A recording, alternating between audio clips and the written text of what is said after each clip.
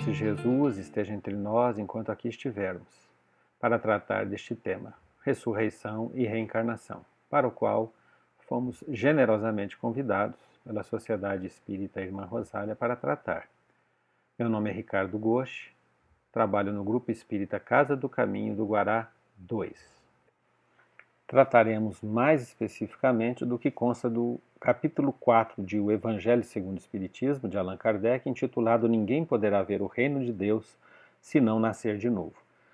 Ressurreição, sabemos hoje, é um termo utilizado para se referir à volta de alguém que já desencarnou a um corpo que morreu, portanto.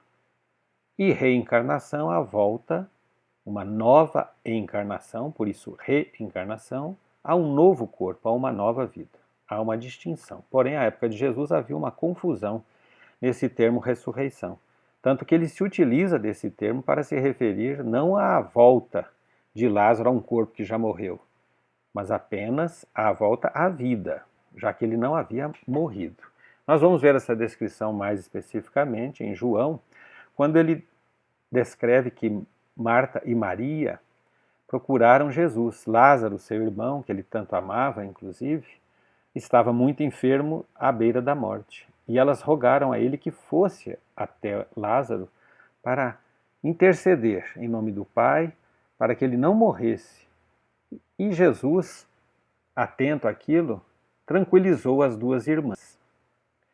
Descreve João: esta enfermidade não é para a morte, teria dito Jesus às duas, mas para a glória de Deus, para que o Filho de Deus seja glorificado por ela. Assim falou e depois disse-lhes: Lázaro, nosso amigo, dorme, mas vou despertá-lo do sono. Disse-lhe Jesus: teu irmão há de ressuscitar. Vemos aqui então que Jesus deixa muito claro que Lázaro não morrerá, ele apenas dormirá, mas Jesus atuará para glorificar o nome do Pai, por seu intermédio, irá ressuscitá-lo, ou seja, irá acordá-lo daquele sono, que hoje nós sabemos, já desde Kardec, que significa nada mais, nada menos do que a medicina chama de letargia, quando há uma impressão de que a pessoa morreu. Então o corpo dela fica completamente inerte e constata-se naquele momento que houve a morte. Porém, na medicina atual, nós sabemos que é possível identificar que não se trata da morte, mas apenas de uma letargia. Ocorre que na época de Jesus isso não era possível. E Jesus demorou um pouco para ir até Lázaro porque ele estava ocupado com outras tarefas. Por isso ele também tranquilizou as irmãs, dizendo que ele não havia de morrer, mas apenas de dormir, e que ele lá iria. Mas quando ele chegou, Lázaro já estava totalmente enfaixado e dentro do túmulo, que era, na verdade, naquela época, uma caverna, cuja entrada era coberta por uma grande pedra. Jesus ordenou que aquela pedra fosse retirada e ordenou a Lázaro que saísse da caverna. Ele veio com dificuldades, porque estava todo enfaixado, como uma múmia, e aí ele ordenou que as pessoas tirassem aquelas bandas, aquela faixa, para que Lázaro pudesse voltar à plenitude. Ele já estava com um cheiro forte, porque estava num processo de decomposição inicial, como acontece mesmo na letargia. E aí houve aquele espanto de todos, achando que ele havia trazido Lázaro à vida depois da morte. Mas Jesus mesmo, conforme descreve João, apenas o acordou. Agora vamos tratar de um diálogo muito curioso de Jesus com Nicodemos, que vai nos trazer o conceito da reencarnação, conforme consta em João, no seu capítulo 3, versículos 1 a 12. Ora, entre os fariseus havia um homem chamado Nicodemos, senador dos judeus, que veio à noite ter com Jesus e lhe disse: Mestre, sabemos que vieste da parte de Deus para nos instruir como um doutor, porquanto ninguém poderia fazer os milagres que fazes, se Deus não estivesse com ele. Jesus lhe respondeu: em verdade, digo-te, ninguém pode ver o reino de Deus se não nascer de novo. Disse-lhe Nicodemos: como pode nascer um homem já velho? Pode tornar a entrar no ventre de sua mãe para nascer segunda vez? Retorquiu-lhe Jesus: em verdade, digo-te, se um homem não renasce da água e do Espírito, não pode entrar no reino de Deus. Vemos aqui Jesus esclarecendo aquele doutor da lei, muito destacado, que tinha o seu coração sensibilizado por Jesus, considerando-o de fato como o Messias prometido. Mas ele vai falar uma coisa importante, que o homem não renasce da água e do Espírito. Ou seja, se um homem não renasce da água e do Espírito, não pode entrar no reino de Deus. Então veja, é preciso que a gente renasça da água e do Espírito, ou seja, há um corpo que é formado em meio aquoso, quando da fecundação do óvulo pelo espermatozoide, que vai dar origem ao nosso novo corpo, e o Espírito, que já pré-existe, que vai reencarnar, ou seja, vai entrar na carne de novo. E ele diz a Nicodemos, o que é nascido da carne, o que é nascido do Espírito é Espírito. Não te admires de que eu te haja dito ser preciso que nasças de novo. O Espírito sopra onde quer e ouves a sua voz. Então o Espírito sopra aonde quer, ou seja, vai para onde quer e ouve a sua voz. Mas não sabes de onde vem ele, nem para onde vai. O mesmo se dá com todo homem que é nascido do Espírito. E aí ele vai esclarecer exatamente a Nicodemos essa diferença clara entre reencarnar, que ele vai chamar de renascimento, nascer de novo, e ressuscitar, que é a volta à vida plena, mesmo que o corpo esteja adormecido pela letargia. Mas prossigamos agora em um novo conceito, que também é trazido por Jesus com relação à própria encarnação daquele que seria o seu mensageiro. Vejamos. Recorramos a Mateus, seu capítulo 17, também descrito por Marcos e Lucas, os dois no capítulo 9, que 6 dias depois Jesus leva consigo a um lugar à parte, no alto monte, a Pedro, Tiago e seu irmão João. Então nós temos 3 apóstolos, Pedro, Tiago e João. E transfigurou-se diante deles. Seu rosto ficou refulgente como o sol, e as suas vestiduras se fizeram brancas como a neve. Eis que lhes apareceram Moisés e Elias falando com ele. Começando a falar, Pedro disse a Jesus, Senhor, bom é que nós estejamos aqui. E veja que os 3 apóstolos veem exatamente aquela transfiguração de Jesus e ao lado deles 2 espíritos. Elias, que vivera séculos e séculos antes de Jesus, e Moisés. E eles foram solicitados por Jesus a não mais comentar aquele fenômeno que eles presenciaram. Não digais a pessoa alguma o que vistes, enquanto o Filho do Homem não ressurgir dos mortos. Ou seja, não era para isso ficar sendo conhecido por ninguém até que Jesus voltasse a ter, após a crucificação, com eles. E aí vem uma pergunta importante dos apóstolos nesse instante. Então Kardec nos esclarece que após essa transfiguração e essa fala de Jesus, os discípulos interrogaram-no da seguinte maneira: por que dizem os escribas ser preciso que antes volte Elias? Isso consta da profecia de Malaquias, que viveu cerca de 450 a.C., seu capítulo 3, versículo 1. Eis que eu envio o meu mensageiro e ele há de preparar o caminho diante de mim. Então Malaquias já alerta que haveria de vir um profeta que prepararia a vinda do Messias prometido, que no caso seria Jesus. E aí eles dizem, por que dizem os escribas ser preciso antes que volte Elias? Por quê? Eles haviam visto Elias ali, e cadê Elias? Por que Elias não havia voltado? E aí Jesus vai responder a eles. É verdade que Elias há de vir e restabelecer todas as coisas, mas eu vos declaro que Elias já veio, ou seja, Elias já havia reencarnado. E eles não o conheceram e o trataram como lhes aprova, ou seja, mataram Elias.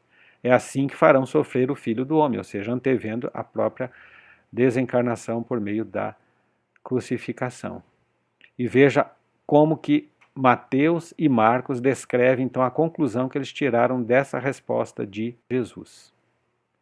Então seus discípulos compreenderam que fora de João Batista que ele falara. Ou seja, está claro em o Novo Testamento que João Batista era a reencarnação de Elias, ou seja, a volta de Elias, séculos e séculos depois, num novo corpo, renascido, num novo corpo, Como filho de Isabel, portanto, João Batista era Elias reencarnado, primo de Jesus. Mas avancemos um pouco agora no contexto atual que estuda a reencarnação. Na busca da compreensão da razão do ser individual e coletivo, a ciência caminha em direção à luz. Por exemplo, o professor Rosendo A. Yunes, aposentado do Departamento de Química da Universidade Federal de Santa Catarina, vai nos trazer em um livro muito interessante uma discussão sobre a própria existência de Deus e a razão das coisas. O livro se chama A Organização da Matéria, Acaso ou Informação. E ele vai tratar exatamente de uma contraposição num debate fundamentado em física, química, biologia, estatística e matemática. Ele vai contestar os ateístas. Então ele fala sobre um dos autores que escrevem contra a ideia de Deus, da existência de Deus. Monod, no final de seu livro, O Acaso e a Necessidade, escreve: rompeu-se a antiga aliança. Enfim, o homem sabe que está sozinho na imensidão, indiferente do universo, de onde emergiu por acaso, não mais do que o seu destino. Seu dever não está escrito em lugar algum. Cabe-lhe escolher entre o reino e as trevas. Então Monod diz que não existe uma causa para nós senão o acaso. E a doutrina espírita vai nos ensinar que o acaso não existe. Mas voltemos ao professor Rosendo. Veja o que ele escreve. Nossa análise, fundamentada nas conquistas mais modernas da ciência, chega a conclusões totalmente diferentes. O homem é um ser autônomo, produto de uma evolução realizada e em realização segundo um programa, onde se misturam a liberdade com o sentido, com a orientação. Ele é produto de uma fonte de informação ou de uma inteligência criadora. Então, embora não seja espírita, o professor Rosendo nos fala de Deus como sendo fonte ou inteligência criadora. Os espíritos respondem a Kardec na questão número 1 de O Livro dos Espíritos que Deus é a causa primária de todas as coisas, inteligência suprema. Portanto, conforme o professor Yunes também vai escrever no seu livro, a vida e o homem não são produtos do acaso. O acaso não existe. E é sobre isso que Kardec vai questionar, já na primeira questão de O Livro dos Espíritos, que é Deus. E lá, em O Livro dos Espíritos, ele também vai tratar da questão da pluralidade das existências, ou seja, da reencarnação. E ele vai defender da seguinte maneira: o melhor título que, ao nosso ver, recomenda a ideia da reencarnação é o de ser, antes de tudo, lógica. Outro, no entanto, ela apresenta o de a confirmarem os fatos, fatos positivos e, por bem dizer, materiais, que um estudo atento e criterioso revela a quem se dê ao trabalho de observar com paciência e perseverança e diante dos quais não há mais lugar para a dúvida. Curiosamente, um jornalista que não tinha qualquer crença em reencarnação, tinha seu ceticismo muito claro, acabou por acompanhar um pesquisador que é uma referência mundial de pesquisa científica em reencarnação. Mais especificamente, o professor Ian Stevenson, da Universidade de Virgínia, na época, nos Estados Unidos. Tom Schroeder, um respeitado editor do Washington Post na época, escreve este livro, Almas Antigas, de 2001. Almas Antigas, a fascinante história de um pesquisador e sua busca de evidências da reencarnação. Exatamente falando de quem? Do professor Ian Stevenson. Entrevistando aqui na foto sujeitos de pesquisa na Birmânia. E olha o que ele nos escreve, ele que desencarnou em 2007, nascido em 1918. Eu penso que uma pessoa racional pode acreditar em reencarnação com base em evidências. E Carl Sagan, que todo mundo conhece, nosso astrofísico já desencarnado também, expressou que o trabalho deste psiquiatra americano era um dos poucos estudos sobre um fenômeno paranormal que merecia ser analisado. E sabemos que Carl Sagan era um ateu convicto, materialista. Mas além daquilo que o Tom Schroeder vai identificar e descrever nesse livro maravilhoso, casos assim incontestáveis de reencarnação, nós temos que voltar exatamente ao livro que deu projeção ao professor Ian Stevenson, na época. mais especificamente em 1966. Entre os livros a serem estudados por todo aquele que se interessa por esse tema, 20 casos sugestivos de reencarnação efetivamente é o clássico, a referência maior. Nele constam, nesses 20 casos, entre 2.000 aproximadamente que ele estudou, constam 2 casos ocorridos no Brasil, também tratados em outro livro de um pesquisador renomado que nos deixou há alguns anos. Trata-se do livro Reencarnação no Brasil, publicado pelo pesquisador Hernani Guimarães Andrade, que todos nós conhecemos, sua primeira edição em 1988, aí é uma capa à direita, da editora agora O Clarim, de 2018. Outro livro interessante do professor Severino Celestino da Silva, também professor universitário do Nordeste, analisando as traduções bíblicas, essa 7ª edição de 2019, em que ele vai estudar na Bíblia, por meio das traduções, o conceito de reencarnação, entre tantos outros. Ele faz um curso de hebraico e fica espantado de descobrir, entre aspas, que os judeus acreditam na reencarnação. Isso é óbvio e consta no Antigo Testamento. Um outro livro interessante agora. Trata-se de A Reencarnação na Bíblia, de Hermínio C.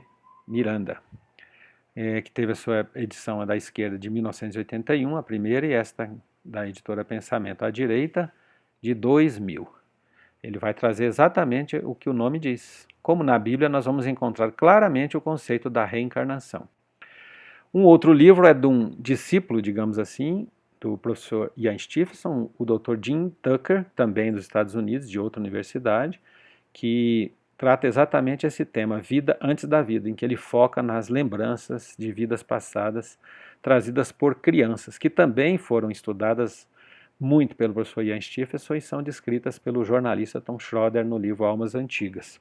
Mais especificamente, no caso da nossa doutrina espírita, nós vamos ver um livro muito interessante de Emmanuel. Que livro é esse?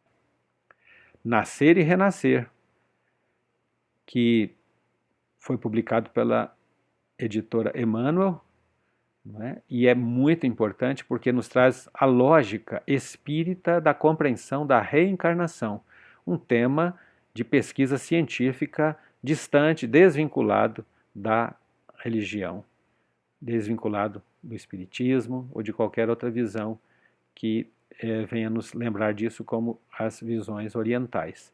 É uma pesquisa científica tratada em várias universidades, com foco primordial nas lembranças de vidas passadas trazidas por crianças. Mas continuemos. Em O Livro dos Espíritos, Allan Kardec traz a seguinte reflexão importante para todos nós.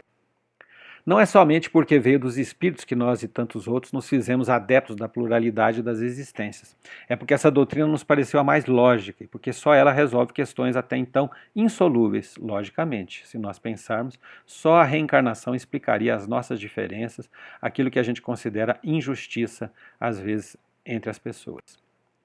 Reconheçamos, portanto, continua Kardec, em resumo, que só a doutrina da pluralidade das existências explica o que sem ela se mantém inexplicável, que é altamente consolador e conforme a mais rigorosa justiça, que constitui para o ser humano a âncora de salvação que Deus, por misericórdia, lhe concedeu.